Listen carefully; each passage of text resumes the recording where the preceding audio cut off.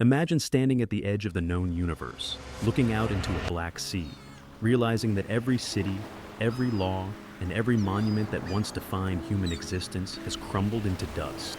This was not a dystopian nightmare. It was the reality of the 8th century BC.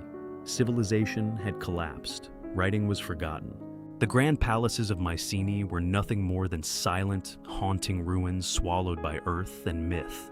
Humanity was stranded in total darkness, stripped of memory, paralyzed by a collective loss of identity.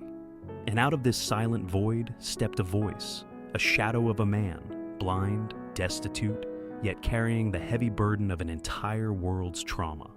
Homer did not write the Odyssey to entertain royalty. He spoke it into existence to save a broken species from falling into utter madness.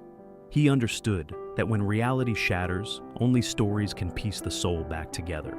To understand the tragedy behind the Odyssey, one must look at the wreckage of the late Bronze Age collapse.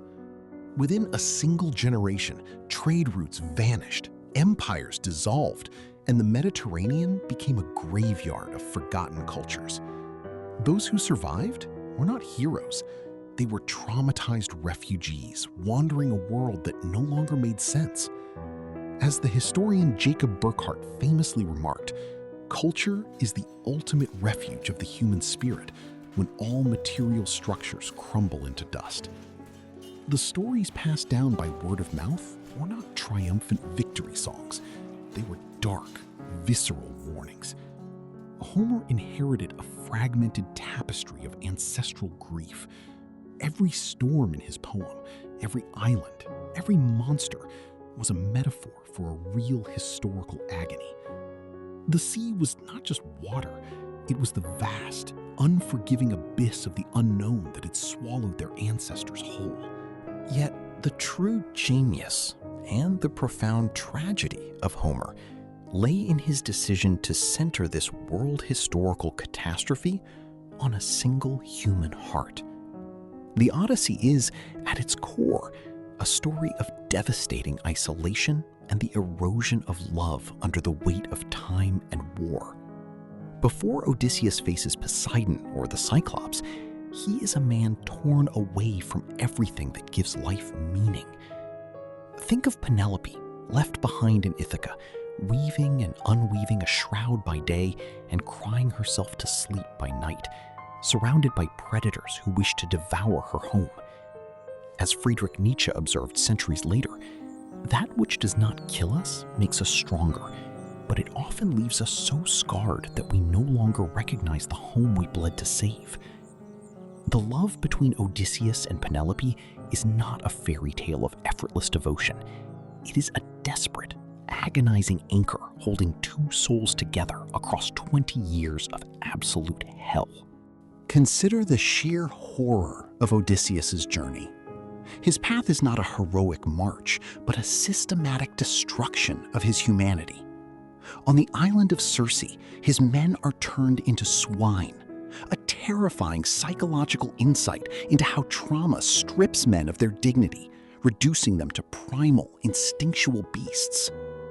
On the island of Calypso, Odysseus is offered immortal life and eternal youth, the ultimate desire of any mortal. Yet, every single day, he sits on the rocky shore, staring at the barren ocean, weeping bitterly.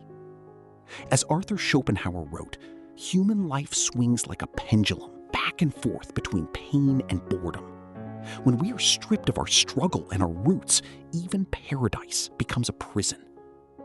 Odysseus rejects godhood because immortality without memory, without his wife, and without his mortal pain is merely a gilded death.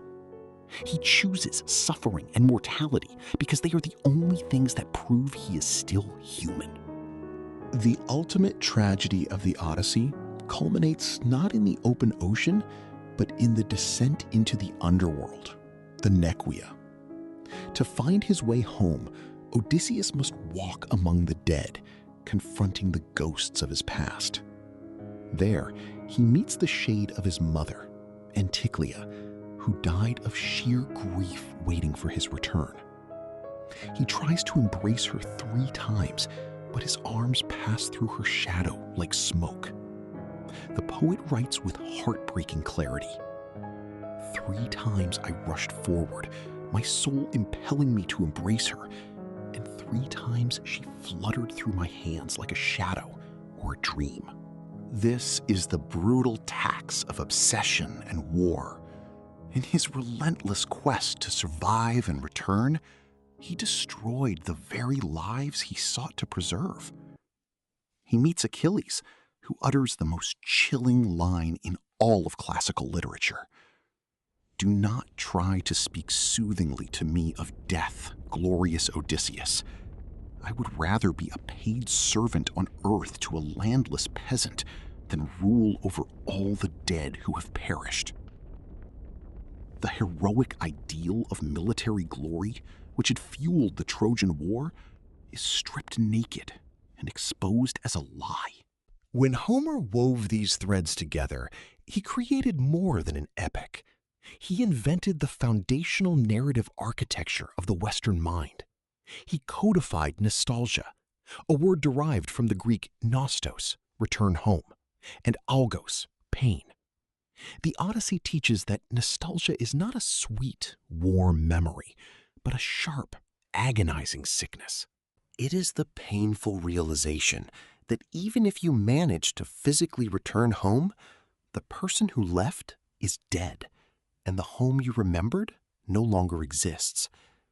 When Odysseus finally stands in his own palace, disguised as a filthy beggar, his own dog, Argus, recognizes him, wags his tail, and dies. His wife does not know him. His son looks at him with suspicion. The violence that ensues in the great hall, the brutal slaughter of the suitors, is not a triumphant climax, but a dark, cathartic purging of a domestic space that had been polluted by decades of absence and decay.